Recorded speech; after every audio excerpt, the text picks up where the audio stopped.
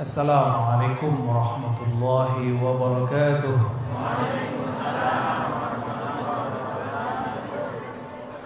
Alhamdulillahilladzi ja'alana min ummati sayyidina Muhammad sallallahu alaihi wasallam. Walhamdulillah thumma alhamdulillah alladzi abrazana fi akhir az-zaman. Asyhadu an la ilaha illallah wa asyhadu anna Muhammadan abduhu wa rasuluh. Allahumma salli wa sallim wa barik ala sayyidil wujud sayyidil qaunain wa ala alihi wa ashabihi wa li baitihi wa dzurriyyatihi ajma'in.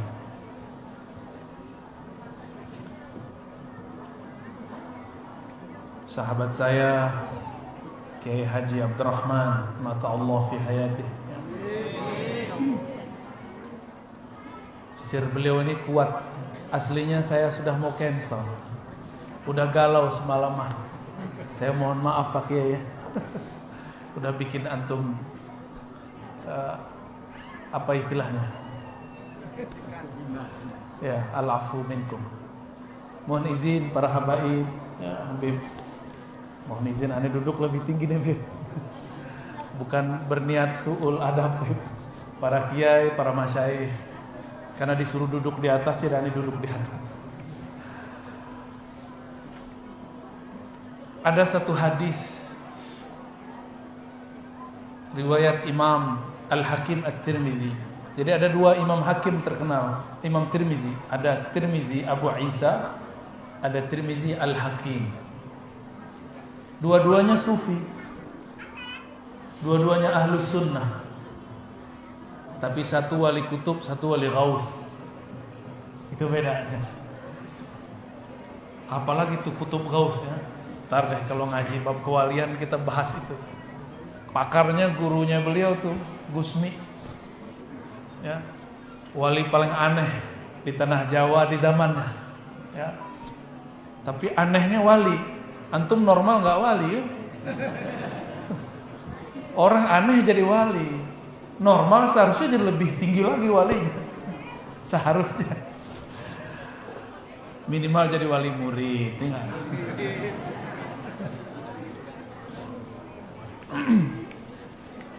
Apa hadisnya? Ma'utiyat ummatun minal yaqin afdala ma'utiyat ummati. Tiadalah umat yang diberikan kesempurnaan yakin melebihi keyakinan yang diberikan kepada umatku Nabi Muhammad sallallahu alaihi wasallam. Nabi lagi ngomongin kita nih. Tidak ada umat di masa terdahulu betul-betul meyakininya secara utuh bahwa Nabi Muhammad itu Rasulullah, itu seperti Nabi punya umat kita ini. Nggak ada. Peringatan Nabi Isa di Eropa itu cuma jadi tradisi. Kanisahnya sudah sepi. Tahu kanisah? Gerejanya udah sepi. Karena di Eropa itu pajak dan asuransi 50-60% dari gaji di Paris, di Prancis. Kalau dia masuk ke kanisah gereja, kena 1/10 lagi, sisa berapa duitnya? 30%. Sepi, bangunannya bagus-bagus, tapi sepi. Masjid-masjid kita paling ramai cuma zakat fitrah. Bener gak? Zakat fitrah cuma berapa? 50.000, 70.000. Makanya masjid-masjid ramai. Alhamdulillah. Karena umat masuk masjid tidak merasa diperolotin. Beda di umat mereka ya. Tapi itu hak agama mereka, kita nggak boleh atur-atur juga, dan nggak boleh juga menyalah-nyalahkannya. Nanti terkena penistaan agama kita ya. Saya mau tanya, ini ngecek hadis ini. Ini jamaah yakin nggak Rasulullah itu ada? Beneran? Nabi Isa punya pengikut cuma 12, satunya khianat. Yang sekarang itu pengikut Yesus, bukan pengikut Isa.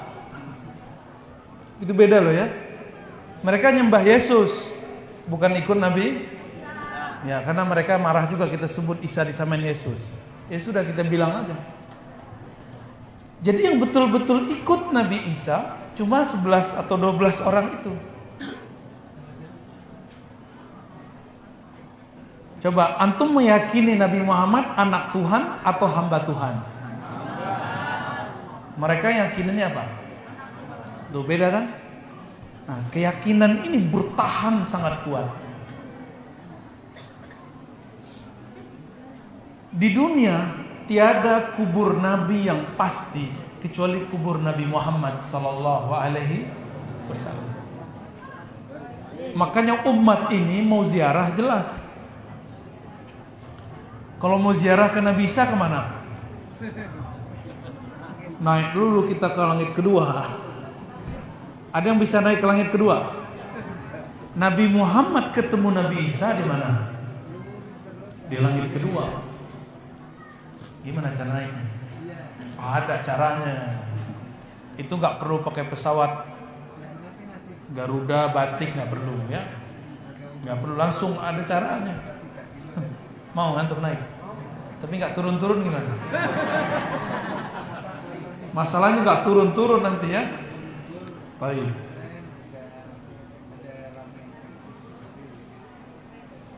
Nabi Muhammad SAW menyampaikan kabar tentang antum yang hadir maulid sekarang ini. Apa kata beliau? Ini disebutkan oleh Sayyidina Umar. Di sini ada riwayatnya. Sengaja saya bawa kitab kemana-mana. Bukan berarti nggak pakai kitab saya nggak bisa jelasin, bisa. Cuma biar kayak tawaduk dikit. Jadi sekarang itu kiai-kiai kita ini diejek sama kelompok sebelah. Apaan tuh kiai kalian suka canda? Masa Nabi suka canda? Kapan ngaji kitabnya? Ya udah, boleh uji baca kitab kita ya pakai ya sama mereka. Nggak ada santri-santri di pesantren yang baca kitabnya cemen, nggak ada. Tapi mereka kita uji baca kitab. Kalau ngomong sih pinter, ngomong mah gampang. Antum temenan sama orang Arab seminggu bisa ngomong Arab. Minimal ana inti. Kif halak? Khair. Mau gampang itu. Tapi kalau baca kitab malah lain. Karena kitab ini kan diturunkan dari kolbu seorang guru, seorang wali, seorang syekh. Turun jadi ini. Apa kata Nabi?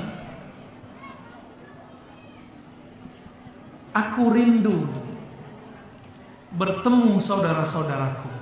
Wadidtu. Saya menerjemahkan wadidtu mawaddah, itu syauq, rindu. Aku rindu bertemu dengan saudara-saudaraku. Sahabat cemburu. Ini pernah gak punya teman, ada teman yang lain datang cemburu sama temannya. Ini bukan cemburu lawan jenis loh. Cemburu pertemanan itu ada loh. Ada orang khidmah ke Pak Kiai, terus ada orang khidmah yang lain, itu muncul loh kecemburuan. Itu sahabat cemburu dan itu normal, itu sunnah para pecinta. Sunnahnya para pecinta. Apa kata Nabi? Aku rindu bertemu saudara-saudaraku. Para sahabat bertanya, wahai Rasulullah, alasna ikhwanak? Bukankah kami ini saudara engkau? Apa jawaban Nabi Muhammad SAW? Antum ashabi. Kalian ini sahabatku. Sohib aneh, kayak sohib. Yang disebut ikhwanku, saudaraku. Saudara gimana maksud saudara? Sumbernya sama. Lam ya'tu ba'du. Mereka belum datang sekarang. Yu'minu bi walam yarawni. Mereka percaya kepadaku, tapi mereka belum pernah bertemu aku. Ada yang udah ketemu Nabi Muhammad sini? Atau Nabi Ahmad Musodek udah? Itu prestasi orang Jakarta tuh. Orang Depok, tapi Betawi. Betawi Sunda atau Betawi? Betawi. Tuh kan prestasi kan orang Betawi. Atu-atunya Nabi di Betawi itu namanya An-Nabi PA Ahmad Shadiq. PA alaihi salam. Hebat ya. Bisa baca kitab tasawuf, dicoba dia amal-amalin sendiri. Pergi ke Gunung Salak, dijadiin Gunung Salak tuh kayak Gua Hira. Dapat ilham. Kita mah sering dapat ilham, tapi nggak ngaku nabi kok, biasa aja. Aneh setiap zikir dapat ilham. Cepat selesai. Nggak ingin nabi tuh. Cuma karena tidak punya mursyid, tidak punya guru, tidak punya mentor, dikira bisikan ini dari malaikat Jibril. Akhirnya dia merasa dirinya jadi nabi. Tapi umat Islam percaya nggak dia nabi? Orang Betawi percaya nggak dia nabi? Enggak. Yang dipercaya mana? Nabi Muhammad sallallahu alaihi wasallam. Nabi Muhammad sallallahu alaihi wasallam menyebut kita ikhwan, saudara. Lalu sahabat kepo, tahu kepo nggak? Anak muda nih, kalau orang tua nggak tahu tuh kepo, tahu Pak? Berarti udah muda lagi ya. Apa kata para sahabat? Wahai Rasulullah, bagaimana cara engkau mengenal mereka? Jadi Nabi mengatakan, ana faratuhum alal haud. Aku menunggu mereka duluan datang ke telaga haud. Nanti aku berikan minuman mereka satu gelas. Satu gelas dikasih minum. Nabi seharusnya dilayani umat. Sekarang beliau melayani, dia nggak sebut umatnya, saudaranya. Saudaranya dikasih. Saudara sama saudara biasa nggak sih? Sahabat kepo, apa kata sahabat? Wahai Rasulullah, sebanyak itu umat manusia, dari mana kau tahu bahwa itu adalah umatnya? Ada dua riwayat nih.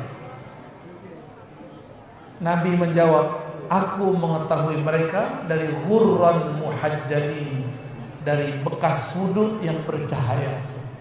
Di riwayat Imam Al-Bazzar atau Barani diartikan lain, min asari sujudihim, dari bekas sujudnya.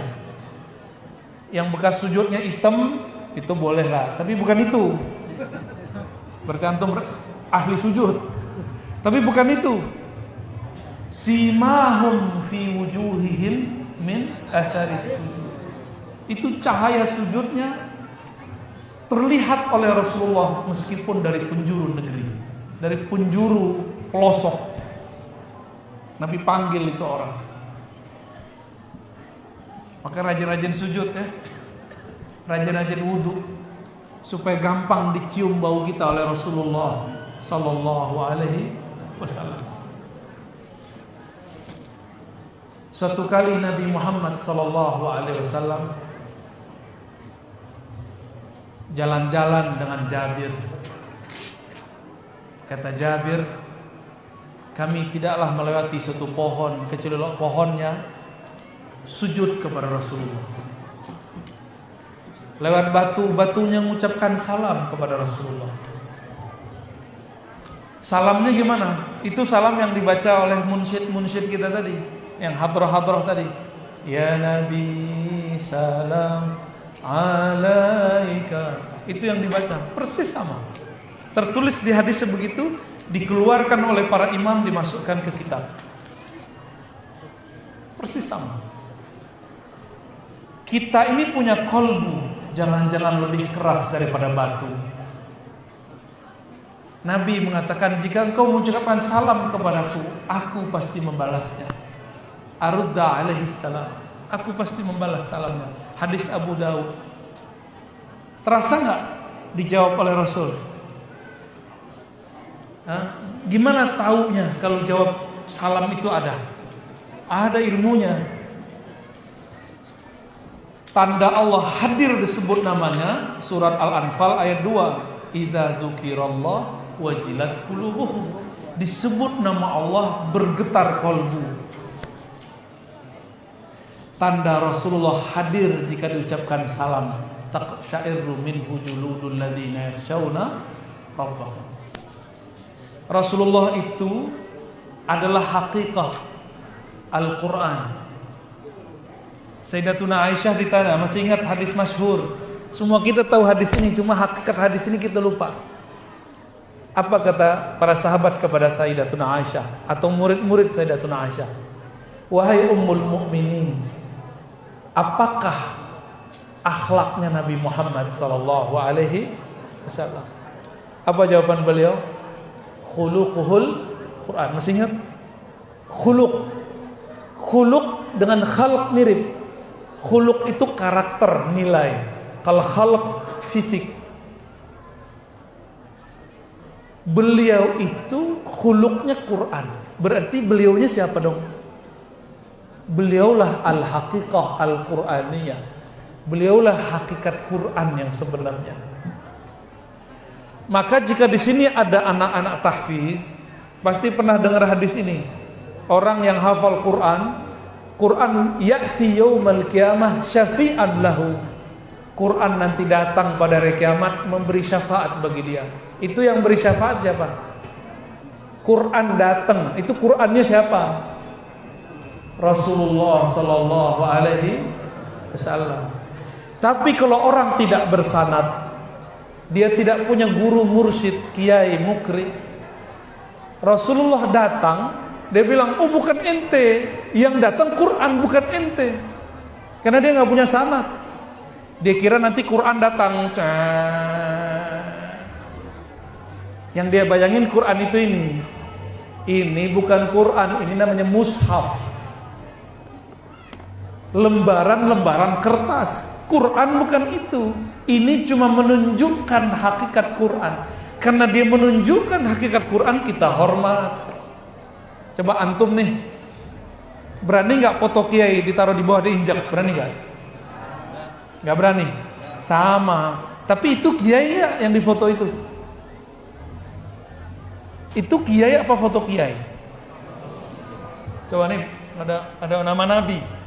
Nama Nabi Muhammad, berani gak taruh di tong sampah? Mau jadi waliullah gak? Mau jadi waliullah gak? Beneran. Jangan pernah taruh kitab tulisan apapun di kaki atau di bawah di lantai. Makanya santri nih beberapa naruh kitab di lantai. Bener ya? Ngaji taruhnya di bawah. Masa Quran, kitab-kitab yang ada isinya Al-Quran itu taruh di bawah. Di situ ada nama Allah. Wa rafa'na laka dzikrak. Ini dalilnya. Apa artinya? Coba santri terjemahannya apa? Wa rafa'na. Apa arti rafa'na? Kami angkat. Wa rafa'na laka. Untukmu hai Muhammad, dzikrak, sebutanmu, tulisanmu, namamu, gaungmu. Ada santri katanya pengikut Nabi Muhammad, kitab berjanji ditaruh di bawah. Allah ngangkat Nabi, dia nurunin Nabi. Gimana mau jadi wali? Al-Imam Al-Qushairi dalam kitab Al-Asma Al-Husna, Syarah Asma Al-Husna, beliau meriwayatkan bahwa ada seorang ulama dulu di masa Salafus Saleh. Salafus Saleh itu 3 abad pertama. Abad berapa? 3 abad pertama. Ibu-ibu gerah bu. Gerah bu ya. Maaf bu ya. Ke depan nanti pakai, tolong ada tembakan apa tuh ya, yang lebih gede pakai, biar masuk angin semua. Pulang-pulang dikerokin sama suaminya ntar. Mau? Udah bu, nikmatin bu, biar keringatnya keluar. Ibu kan kurang olahraga ya gak? Berkeringatnya keluar, pulang-pulang tinggal mandi lagi ya kan. Wa rafa'na laka dzikrak. Gimana cara ulama salafus saleh ini memahami? Dia lagi jalan, tiba-tiba di tong sampah yang sangat gede, di situ ada kaligrafi dibuang. Dilihat nama Allah, bergetar badannya, merinding, bulu romanya merinding. teganya ada orang, ada umat, nama Allah, nama Nabi tertulis di satu kertas dibuang. Langsung dia ambil, nggak sempat dia cuci, dia makan itu kertas, dia kunyah-kunyah. Ampun ya Allah, ampun ya Allah, ampun ya Allah. Kami su'ul Adam, ampunkan umat ya Allah. Seharusnya ada bala mau turun ke negeri itu, nggak jadi turun. Karena dia minta ampun, nama Allah diselamatin. Itu nama Allah dikunyah, dari kertas dikunyah, dimasukin ke perut, diancur-ancurin dulu di mulutnya. Dia menangis saat itu, bergetar dia. Di saat itulah nama Allah, iza zukirallah wajilat qulubuhum, disebut-sebut nama Allah, kolbunya bergetar. Dia bergetar kecapean, nyampe di rumah dia ketiduran. Malam-malam antara tidur dan jaga, Allah bertajalli dalam mimpinya. Apa kata Allah? Wahai hambaku, karena engkau menghormati namaku, maka aku angkat engkau jadi kekasihku. Ya. Marhaban, marhaban.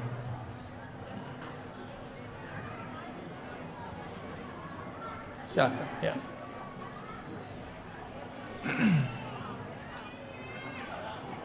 Assalamualaikum warahmatullahi.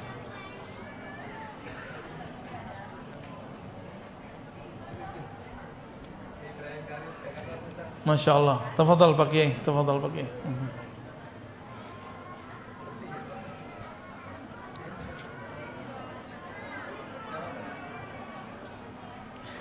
Oke, kita lanjut ya. Tadi sampai di mana? Orang diangkat jadi wali karena menyelamatkan. Nah, ini santri-santri habis nulis bismillah, kertasnya dirobek, dibuang ke tong sampah. Jadi wali Allah atau jadi wali setan? Nih, ini ciri-ciri wali setan itu nggak pernah hormat kepada nama Allah. Nanti antum akan ketemu silat di akhir zaman, silatnya Dajjal. Serius. Itu dia kalau ngelangkah, langkahnya membuat nama Allah. Orang yang nggak paham dikira itu hebat. Tapi dia buat nama Allah pakai apa? Kaki, sopan nggak? Dikira wali, padahal wali setan. Bukan waliur rahman, tapi walius syaitan. Hati-hati tuh. Nanti udah mulai muncul nih silat begini, saya udah ketemu. Dia buat silat gerakan, langkahnya mim ha mim dal, tapi ditulisnya pakai kaki, sopan nggak? Dikira wali, padahal setan. Udah mulai muncul ya, di banyak negeri udah mulai muncul. Itu sengaja tuh, ya. Wali-wali Dajjal datang, karena Dajjal itu sakti-sakti, pakai baju silat terus. Oh, ini silat apa ini? Pagar hati. Baik.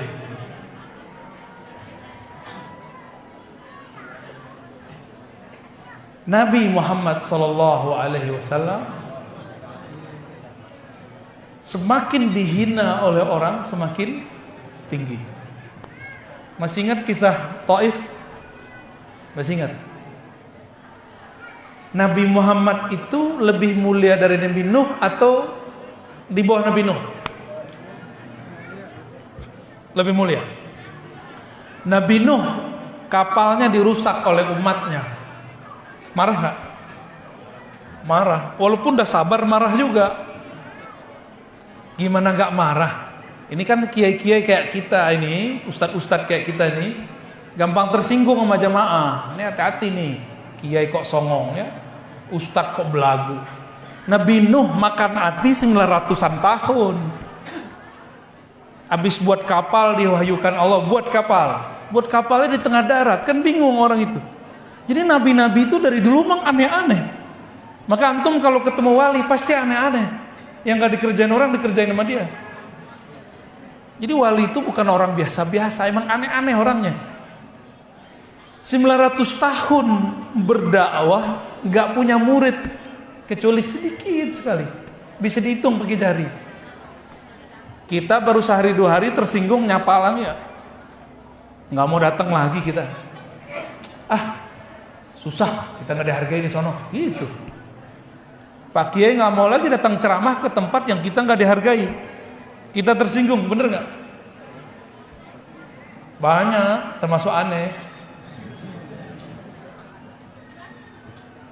Sama semua orang begitu. Karena kita manusia biasa. Nabi Nuh bertahan 900-an tahun, tapi jebol juga pertahanannya. Akhirnya beliau mengatakan, ya Allah, di surat Nuh, jika engkau biarkan mereka hidup, mereka pun akan melahirkan keturunan yang kafir. Inilah sebenarnya salah, tapi bukan salah gitu.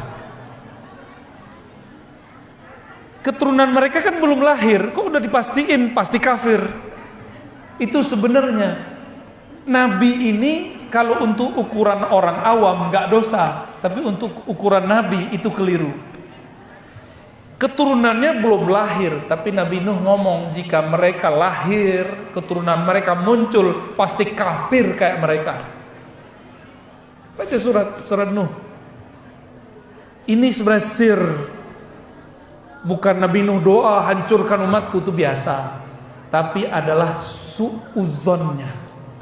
Makanya Nabi Nuh merasa tidak berhak untuk memberi syafaat karena dia pernah su'uzon. Kalau menghancurkan umat wajar, udah 900 tahun. Ini belum lahir dia sudah katakan, ya Rabb, kalau lahir keturunan mereka pasti kufur kayak mereka. Nabi Muhammad tidak mau ulangi kesalahan itu. Umur beliau belum 60 tahun, tapi tuanya lebih tua daripada orang yang berumur 900 tahun. Apa kata Nabi Muhammad waktu dilempar orang Taif?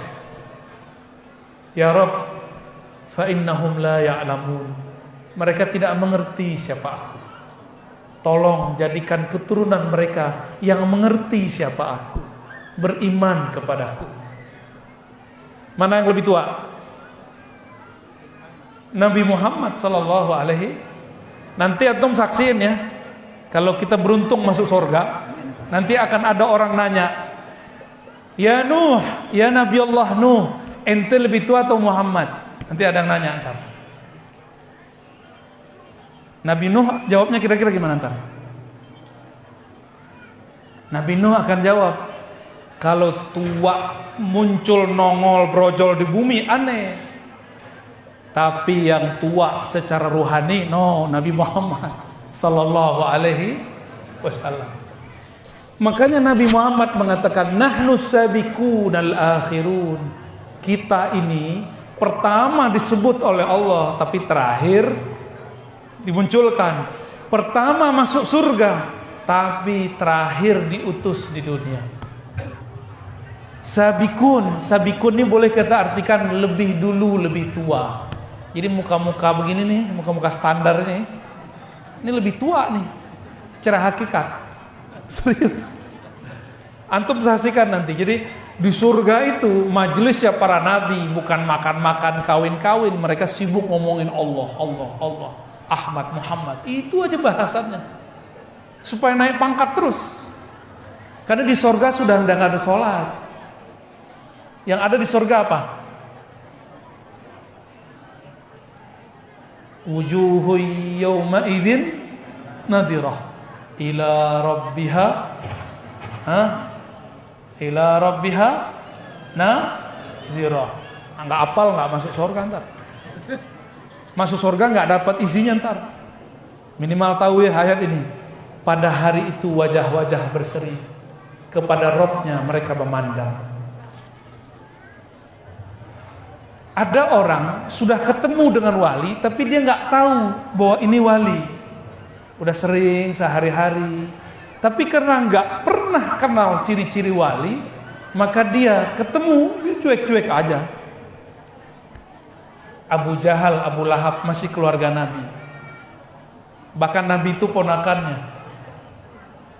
Tapi mereka nggak ngerti ini Muhammad Rasulullah atau Muhammad bin Abdullah. Muhammad anak adekku atau Muhammad Rasul, nggak ngerti. Akhirnya itu si abu-abu itu imannya juga abu-abu, ya, nggak percaya kalau ponakannya ini seorang Rasulullah yang dilihat fisiknya. Nanti antum saksikan nanti kalau masuk surga ya. Semoga kita masuk surga. Amin. Bihaqqi Sayyidina Muhammad sallallahu alaihi wasallam. Itulah tawassul paling mulia. Tawassul dengan haknya Nabi Muhammad sallallahu alaihi wasallam. Orang-orang yang bertawassul menyebut Nabi Muhammad hari ini, saat ini sampai akhir zaman, mereka akan dijemput oleh Rasulullah sallallahu alaihi wasallam. Sebut nama beliau karena kunci surga ada di beliau. Di surga ada 4 sungai. Sungai air mineral. Ada sungai madu. Bukan sungai madu, Bu, sungai madu. Yang ketiga sungai susu. Yang keempat sungai khamar. Nabi pernah diizinkan di dunia untuk mengeluarkan yang pertama sama yang ketiga dari tangannya. Tangan beliau itulah kunci surga. Sekarang antum udah lihat ya, masuk ke kantor pakai fingerprint. Bener? Yang bisa fingerprint, yang bisa membuka pintu surga hanya telapak tangan beliau sallallahu alaihi wasallam. Jempol milik beliau. Yang 4 ini buat kita semua nih. Ini belum pernah dibuka selama pun oleh siapapun sebelumnya. Kita bahas karena aneh menghormati beliau nih, murid Gusmi. Nabi sallallahu alaihi wasallam mengatakan, hatta Ibrahim, kata beliau, itu butuh syafaatku. Anal Fatih. Nabi ngomong apa? Akulah sang Al-Fatih, pembuka. Sorga itu kalau tangan Nabi nggak ditempelin nggak kebuka. Coba masuk parkiran sekarang pakai tempel nggak? Nah, sakti kan sekarang antum. Kebuka. Itu kalau umat Nabi Musa datang itu norak tuh, dia foto-foto tuh. Ini kok bisa ya? Nah, fingerprintnya Rasulullah itu. Ketika Rasulullah SAW hijrah dari Mekah ke Madinah, beliau kehabisan air minum. Butuh energi, nggak cukup air putih. Nah, ini sunnah nih. Kalau jalan jauh, sedia air putih, sedia susu. Ini dalilnya. Sampai di satu kampung ada ibu-ibu sedang mengurusi hewan ternaknya, kambingnya, tapi kambing perah. Apa kata Nabi SAW? Abu Bakar bilang ke mak-mak itu, kita mau ambil, mau pinjam kambing yang gak ada susunya, yang paling kurus. No, yang di belakang tuh yang dibuang-buang. Datanglah Abu Bakar, diizinkanlah oleh si ibu itu, mau ambil aja, tuh kambing udah gak dipakai. Akhirnya Nabi ambil, Nabi pijit-pijit, dielus-elus. Ternyata kambing itu butuh perhatian juga ya. Antum kalau mau belajar nyembelih tanpa pegang, belajar sama beliau. Ya, yang tukang-tukang jagal nih, cuma ngurusin kambing harus dipegangin, kan lucu. Nah, belajar sama beliau tuh nggak perlu dipegangin, sendiri aja, selesai. Makanya kalau aneh makan kambing di rumah beliau, ada makan banyak-banyak. Karena beda, kambing kalau cara nyembelihnya oke, itu di dagingnya nggak ada amis-amisnya, bener nggak? Oh itu ada caranya, ada sirnya tuh. Ya, minta ilmunya, ijazahnya ke beliau ntar. Biar repot ntar buat daurah jagal. Diurut-urut oleh Rasulullah, semua bagian diurut, didoakan. Itu kambing langsung nunduk. Kambing tahu sebanyak itu kambing gemuk yang dipilih yang kurus. Jadi orang susah itu belum tentu malang. Siapa tahu diperhatiin, karena paling menyedihkan kan. Jadi antum ini kalau doa sama Allah, minta syafaat ke Rasulullah tuh kayak orang malang seharusnya. Biar nanti Rasulullah perhatiin, jangan belagu. Gua ustadz, gua kiai, pasti dapat syafaat, belum tentu. Gua hafiz, belum tentu. Lalu Rasulullah turun ke kakinya, dipijit semua. Habis itu pegang susunya, diperah. Itu kambing gak makan, minum juga jarang, penyakitan, dipegang Nabi sembuh. Diurut keluar susunya, padahal itu kambing gak ada susunya. Kira-kira susunya keluar dari mana? Dari jari beliau. Cuma kelihatannya keluar dari itu. Susu adalah air susu surgawi. Sallallahu alaihi wasallam. Kenapa? Emang susah sama beliau untuk bolak-balik ke surga? Gampang. Nabi itu merem dikit nyampe. Dalilnya apa? Hadis Imam Bukhari dan Muslim. Nabi memimpin sholat, tiba-tiba maju ke depan, tangannya mau ngambil sesuatu. Tidak lama setelah itu belum mundur. Selesai sholat, beliau kemudian berkhutbah mengatakan, wahai sahabatku, tahukah kalian apa yang terjadi padaku ketika aku mengimami kalian? Hadis Bukhari, hadis sahih, bukan khurafat, bukan dongeng. Ketika aku takbir, tiba-tiba Allah membukakan alam surgawi kepadaku. Aku lihatlah buah-buahnya. Begitu sholat panjang itu sholatnya, dan aku ingin memetiknya. Makanya Nabi begini tangannya lagi sholat. Jadi kalau ada yang ngalamin begitu, itu gerakan 3 kali nggak batal. Ini fikih al-Muhammadi, fikih Nabi Muhammad sallallahu alaihi wasallam. Kalaupun Imam Syafi'i dapat hadis itu, beliau bilang ini tidak membatalkan sholat. Udah selesai, tiba-tiba Allah perlihatkan neraka, maka Nabi mundur 1 langkah. Maka gerakan ini tidak membatalkan sholat. Ketika aku selesai menikmati pemandangan surga, tiba-tiba Allah kasih unjuk bentuk neraka. Maka aku kaget, mundurlah ke belakang. Selevel Nabi masih kaget ngeliat neraka, gimana kalau kita? Ini percaya nih sama saya ya. Kalau ada nanti di antara kita yang ditatap oleh malaikat Zabaniyah yang disebutkan dalam surat Al-Alaq, itu langsung pingsan, pecah kepalanya, bisa buta langsung matanya. Cukup dipandang oleh malaikat Zabaniyah, matanya set, langsung pingsan kita. Ilmu itulah yang diturunkan jadi ilmu sihir sekarang, namanya ain. Innal aina haqqun. Itu kekuatan-kekuatan yang di sana sebenarnya, tapi diberikan sedikit di dunia. Innal aina haqqun. Sesungguhnya ain itu hak, bisa menjatuhkan orang. Maka antum percaya nggak nanti?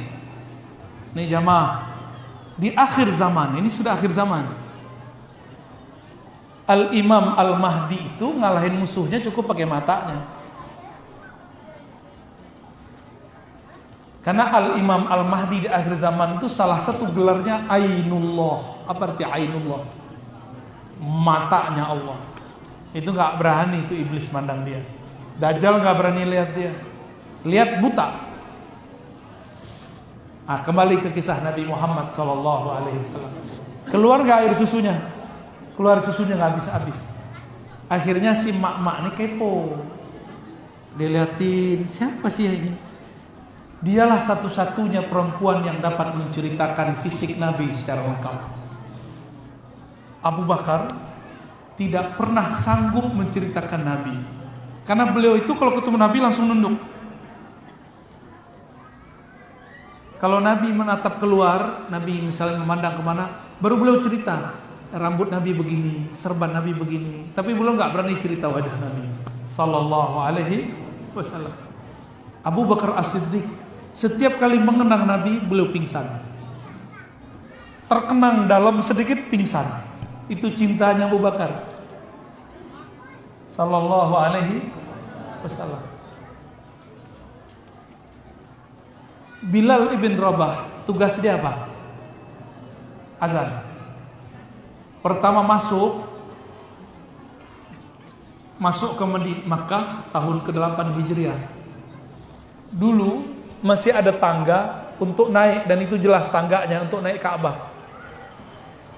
Fathu Mekah tahun ke-8, Nabi mengislamkan orang Mekah, mengislamikan Mekah, menurunkan semua berhala. Maka ditandakan dengan berdirinya Bilal di atas Ka'bah, lalu azan di sana.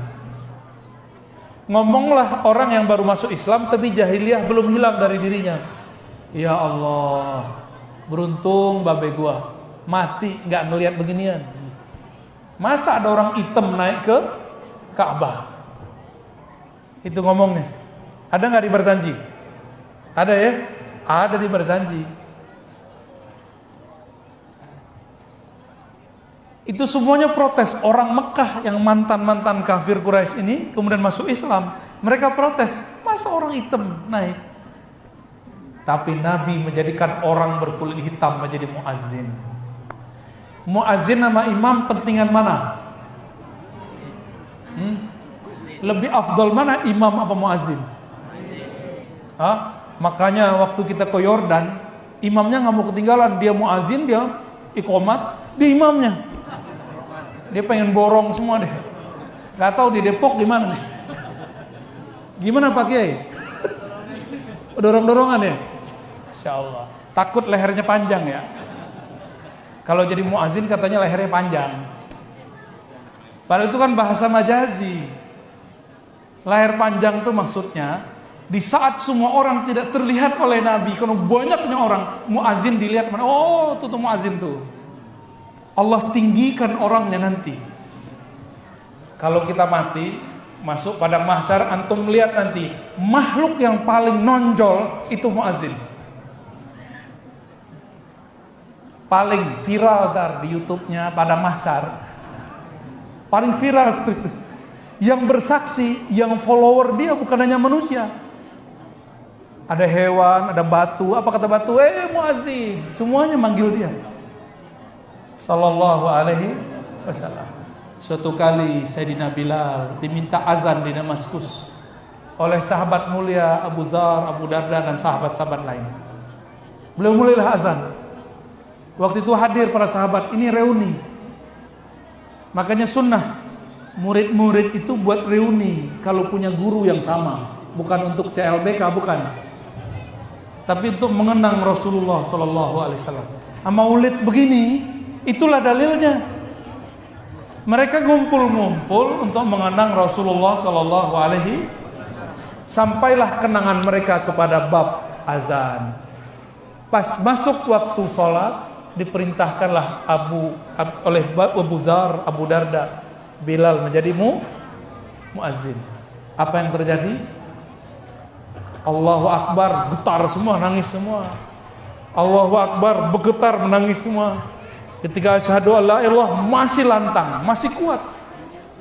Sampai di asyhadu anna Muhammadar Rasulullah. Baru sampai di suara Rasulullah, Bilal tersungkur, jatuh pingsan. Azan tidak sempurna dibacakan, tapi sudah selesai. Begitu sahabat mengenang Rasulullah sallallahu alaihi wasallam. Ada nggak kita yang begitu? Disebut nama Rasulullah rindu, ada nggak? Dikisahkan tentang Rasulullah ta'zim, ada nggak? Enggak ya, kalau anak-anak kita biarin, anak-anak berisik, nggak apa-apa.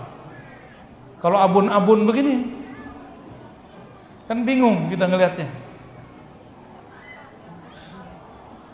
Bapak saudara makan Allah, Nabi Muhammad sallallahu alaihi wasallam mempunyai sahabat. Maka beliau mengatakan berkaitan dengan tema kita, "Sataftariku ummati ala 73 firqah." Umatku akan terpecah jadi 73. Umat terdahulu cuma 72, kita 73. Parahan mana? Ayo, lebih parah yang mana? Jadi antum jadi kiai, jadi ustadz, gak usah sosokan mau nyatuin umat. Udah dari sononya umat ini akan terpecah. Apalagi baru hijrah mau nyatuin ustadz. Mimpi namanya. Ya. Dulu saya bermimpi baru ngaji mau nyatuin ustadz fulan dengan ustadz fulan. Apa yang terjadi? Malah tambah bentrok. Gak bisa. Jadi jangan mimpi umat bersatu. Ini sudah titah dari Allah. Nabi satu kali naik mimbar berdoa, "Ya Rabb, la tahlikil ummati bil ju'." Jangan hancurkan umatku karena lapar. Amin. Turun Jibril mengaminkan. La tahlik ummati bil gharq. Jangan hancurkan umatku dengan tenggelam. Karena umat terdahulu ada yang mati dengan lapar, mati semua umatnya. Umat kita paling cuma sekelompok orang yang kelaparan. Orang-orang dulu nggak makan 7 hari 7 malam, mati semua. Ada yang tenggelam semua, ditenggelamkan. Tenggelamnya bukan di laut. Masih ingat kaum Sodom? Dibalik sama Allah itu tenggelam. Harun ditelan sama bumi, tenggelam. Itu yang namanya tenggelam, bil gharq. Ditelan oleh bumi, ditelan oleh air. Kalau kita paling cuma ya mendengar berita ada orang tenggelam di laut, saya 1-2 lah. Beritanya nggak banyak, pesawat jatuh hilang. Semoga selamat semua ya, amin. Tapi ketika sampai pada doa yang ketiga, ya Allah, jangan hancurkan umatku dengan perpecahan. Jibril langsung turun tangan. Apakah Nabi Muhammad gak mengerti? Nabi mengerti. Tapi Nabi mencoba untuk berusaha merubah takdirnya. Tapi takdir sudah kering. Ketetapan Allah tidak berubah. Umat ini ditakdirkan berpecah belah. Ya, jadi nggak usah mimpi Pak Kiai, kita nyatuin umat, nggak usah mimpi. Yang kita bisa lakukan cuma islahul ummah. Ittihad beda dengan islah. Islah itu perintah dalam surah Hujurat. Fa aslihu baina akhawaikum. Karena kita ini al-muslimuna ikhwah, orang Islam itu bersaudara. Kita punya anak enggak? Anak sama anak tengkar enggak? Ini rahasianya. Kenapa umat ini bertengkar? Karena mereka saudara kandung. Iri-irian, ini dibeliin mainan, nggak dapat mainan, iri nggak? Begitulah. Ini filosofinya. Allah gunakan kata ikhwah supaya kita sadar, nggak usah mimpi-mimpi yang aneh-aneh. Innamal mu'minuna ikhwah. Lalu perintahnya fa'aslihu islah. Islah itu tahu sama tahu dalam perbedaan. Ini saya yakin para kiai ini coblosannya beda-beda nih. Ya, kebanyakan 0 sekian sih. 0. Ini 2024 kan mau datang lagi. Pasti nanti beda-beda juga ini. Cuma dia nggak ngasih tahu orang. Torikotnya juga beda-beda.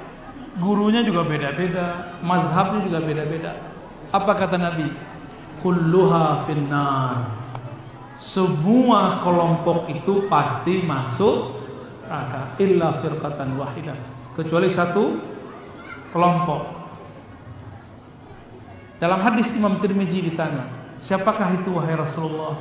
Dijawab oleh Nabi Muhammad SAW, ma ana alaihi wa ashabi. Kelompok yang ikut aku dan ikut sahabatku. Kenapa Nabi nggak mencukupkan kalimat ikut aku? Karena ada perlu sanad silsilah. Yang nggak ketemu aku cukup bertemu dengan orang yang bertemu aku. Itu maksudnya. Yang ikut aku dan yang punya silsilah kepadaku, itu terjemahan saya. Ma'ana alaihi wa ashabi. Sekarang banyak orang ngaku tidak usah ikut imam, tidak usah ikut mazhab. Maka jalan keluarnya cuma satu, ikutin ulama yang bersanad. Di sini belajar kitab akidahnya apa Pak Kiai? Aqidatul Awam. Oh bagus. Aqidatul Awam dulu diajarkan di Mekah. Sekarang dilarang diajarin di Mekah. Berarti ilmu orang Mekah udah pindah kemana? Ke Limo. Di Mekah dulu ada orang maulidan. Itu kitab maulid yang dipakai santri-santri kita. Itu dulu dibaca di mana? Di Mekah. Sekarang di Mekah ada nggak maulidan? Yang udah bolak-balik ke Mekah ada nggak maulidan? Nggak ada ya? Adanya di mana? Di Limo. Maksudnya apa itu? Nur maulid sudah pindah dari tanah haram ke tanah halal negeri kita. Nanti akan balik lagi ke sana. Ini tadi saya ngomong dengan beliau, Habib udah kemana-mana tuh. Aneh tanya, Menurut antum di negara-negara manapun yang hidupin maulid mana? Cuma Indonesia yang terbuka. Di musim pandemi yang penting udah divaksin. Ya Pak Lurah. Mana Pak Lurah kita? Yang penting udah divaksin Pak Lurah. Ya. Kan disuruh vaksin, kita vaksin. Ya. Antum divaksin atau dipakiu? Divaksin ya? Bener. Santri-santri divaksin pagi ya? Haji. Ini dapat Thoriqah Al-Vaksiniyah. Kurikulumnya 2 kali.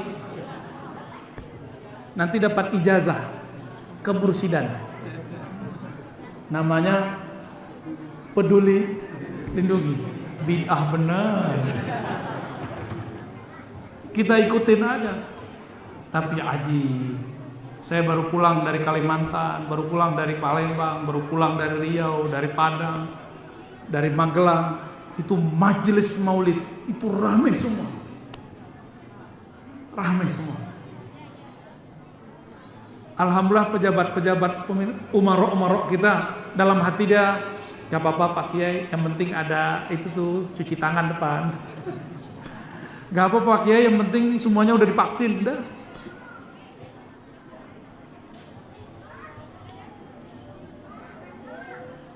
Tidak ada di negeri manapun yang sesemarak negeri ini mencintai Rasulullah SAW.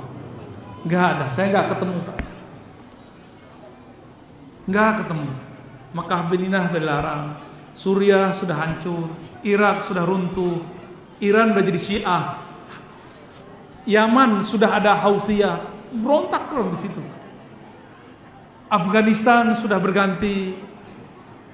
Uzbek itu pusat Imam Bukhari, benar nggak? Bukhara. Di sono kalau ada orang alim bikin majelis masuk penjara. Jadi sahabat saya di sana dia penjaga makom Imam Maturidi, tertulis nggak? Asy'ariyah itu kawan saya di sana. Dia dulu ngajar waktu di Rusia. Di Rusia negeri komunis itu boleh ngajar. Pulang dia ke Uzbek, bahasa Arabnya bagus. Orang Uzbek tuh nggak ngomong bahasa Arab, ngomongnya bahasa Tajikistan, kalau nggak salah ya. Apa kata dia? Ana la udarris ahadan. Saya nggak boleh ngajar siapa aja. La udarristu ahadan qabadani akhazani al-hukumah. Kalau aku ngajar, aku ditangkap oleh askar, oleh polisi, oleh negara. Itu negeri Imam Bukhari, negeri Imam Naqsyabandi, negeri Imam Tirmizi, negeri imam. An-Nasafi dari situ. Sekarang nggak ada lagi di situ orang buka majelis, kecuali cuma beberapa sekolah-sekolah biasa. Beruntung nggak kita? Ternyata apa yang diprediksi oleh Malik bin Nabi, jurnalis yang sejarawan dulu, dia hitung-hitung. Arab udah pernah memimpin, Rum udah pernah memimpin, Afrika udah pernah memimpin, Babilonia pernah memimpin, Persia pernah memimpin, India, Mughal pernah memimpin, Mongol pernah memimpin, Cina pernah memimpin dunia. Yang belum pernah memimpin siapa? Eropa juga ada pernah, terakhir kita dijajah. Yang terakhir dijajah itulah yang akan terakhir bangkit. Negeri mana? Insya Allah Nusantara. Negeri kita Indonesia, sekitar kita, jiran-jiran kita nanti insya Allah. Insya penandaannya cuma satu, Maulid Nabi tambah banyak, baik di pesantren ataupun di luar pesantren. Ini yang santri cuma berapa? Coba angkat tangan. Yang santri doang, yang santri. Tuh, cuma berapa kan? Selebihnya santri duha. Kalau malam santri kalong. Pulangnya jam 2. Kalau siang santri zuhur. Kalau sore santri bebek. Bebek kan pulangnya sore. Terakhir Bapak Ibu Saudara yang makan Allah, yang betul-betul menjaga akidah ini, maulid ini, akidah Ahlussunnah ini cuma pesantren-pesantren yang bersanad kepada ulama-ulama itu, yang diajarkan di dalamnya akidah Asy'ariyah, akidah Maturidiyah, akidah yang diajarkan ulama salafus saleh. Maka saya mengajak pesantren, sekolahkan anak kita di pesantren. Cuma kata Pak Kiai udah nggak muat ya. Pesantren mana aja lah, yang penting bersanad. Banyak juga pesantren yang tidak bersanad.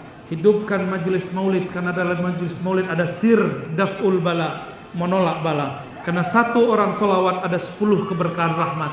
Jika ada 100 orang solawat, 100 kali 10 berapa? Jika ada 500 orang hadir, masing-masing solawat, antum kalian aja 500 kali 10 kali 10 berapa? Jika solawatnya 1000 kali, antum hitung aja. Maka kita diperintahkan guru-guru kita, para kiai, para habaib, tolong semarakkan majelis maulid, karena itulah daf'ul bala, tolak bala yang sebenarnya. Semoga pesantren ini menjadi sinar-sinar maulid. Amin. Kiainya dijaga oleh Allah, santrinya diberikan kefakihan oleh Allah. Semoga yang berkunjung, yang duduk di sini, santri-santri duha, santri bebek, santri kalong, diberikan keberkahan, keridhaan di sisi Allah Subhanahu wa taala. Tiadalah yang hadir di majelis maulid kecuali yang di kalbunya ada nur Nabi Muhammad sallallahu alaihi wasallam. Kita tutup doa ya. Ada tanya jawab? Gak usah lah ya. Ya, khalas mubasyarah doa. Okay? Mari kita buka pintu hati, pintu langit, pintu pikiran dengan baca surah Al-Fatihah.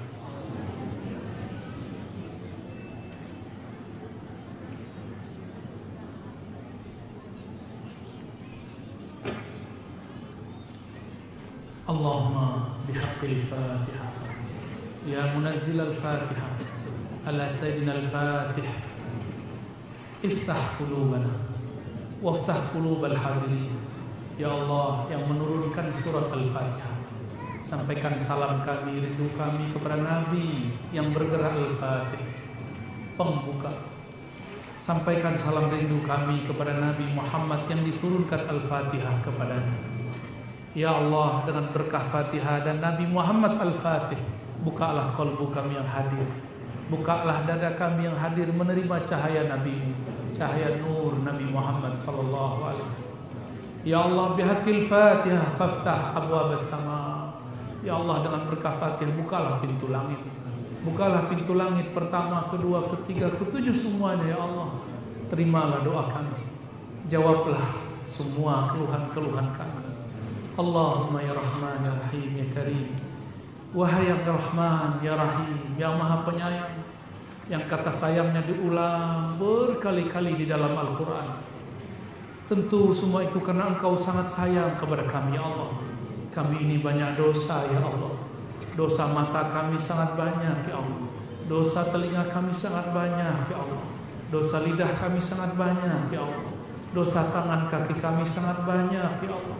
Dosa perut kami sangat banyak ya Allah. Dosa kemaluan kami sangat banyak ya Allah. Dosa satu suap tidak menyebut nama Engkau ya Allah. Dosa satu tetes darah, satu nafas yang lupa mengingat Engkau ya Allah.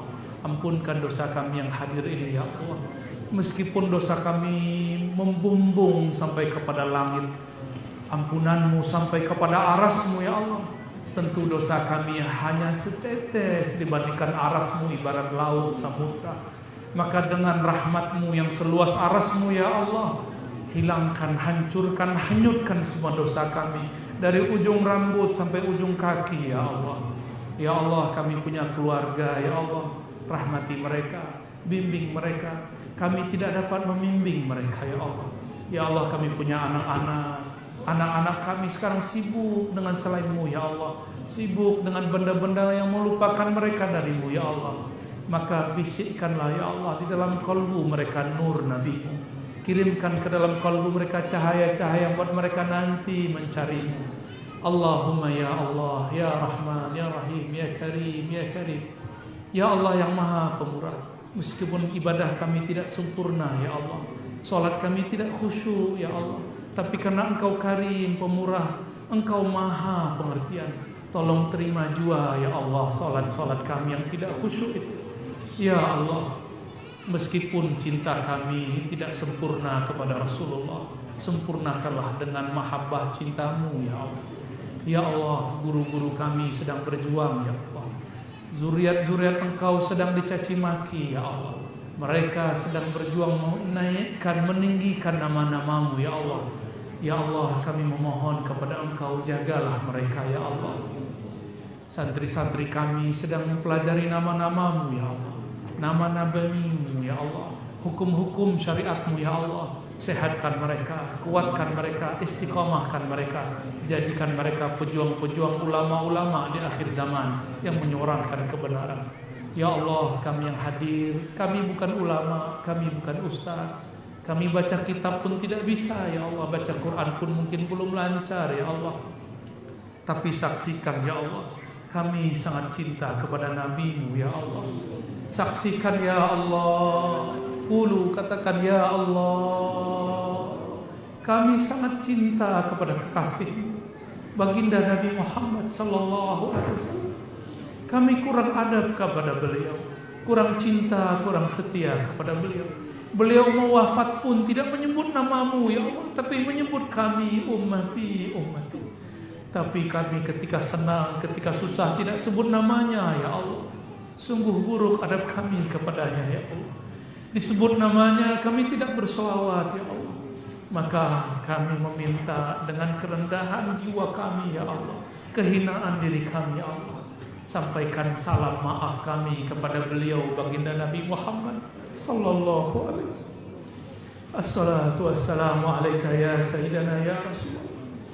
Assalatu wassalamu alaika ya habibana ya Rasulullah. Salam atas engkau wahai baginda Nabi Muhammad sallallahu alaihi wasallam. Salam atas engkau wahai ayahanda ruhani kami, abar ruh Nabi Muhammad sallallahu alaihi wasallam. Allahumma salli ala ruhi sayyidina Muhammadin fil arwah. Ya Allah, sampaikan salawat dari ruh kami kepada ruh Nabi Muhammad, dari kalbu kami kepada kalbu Nabi Muhammad, dari tubuh kami yang hina ini kepada tubuh mulia Nabi Muhammad. Sampaikan salam satu helai rambut kami, satu tetes darah kami kepada satu tetes darah Nabi Muhammad sallallahu alaihi wasallam. Allahumma khtimna bihusnil khatimah. Ya Allah biha, ya Allah biha, ya Allah bihusnil khatimah, bihaqqi sayyidina Muhammad khair hadhil. Ya Allah, tutup nyawa kami, nafas kami dengan husnul khatimah, dengan hak Nabi-Mu di sisi arasmu. Maka tutuplah hidup kami dengan membaca la ilaha illallah Muhammadur Rasulullah sallallahu alaihi wasallam. Bangkitkan kami dengan la ilaha illallah, timbang kami dengan la ilaha illallah, perjalanan kami di sirat-Mu dengan la ilaha illallah, masukkan kami surga-Mu dengan la ilaha illallah. Rabbana atina fid dunya hasanah وفي الآخرة حسنة وقنا عذاب النار وصلى الله على سيد الوجود سيدنا الفاتح لما أغلق سيدنا الفاتح لما أغلق سيدنا الفاتح لما أغلق والخاتم لما سبق ناصر الحق بالحق والهادي إلى صراطك المستقيم وعلى آله حق قدره ومقداره العظيم. سلامة تسكوا يا رسول الله والحمد لله رب العالمين. الفاتحة.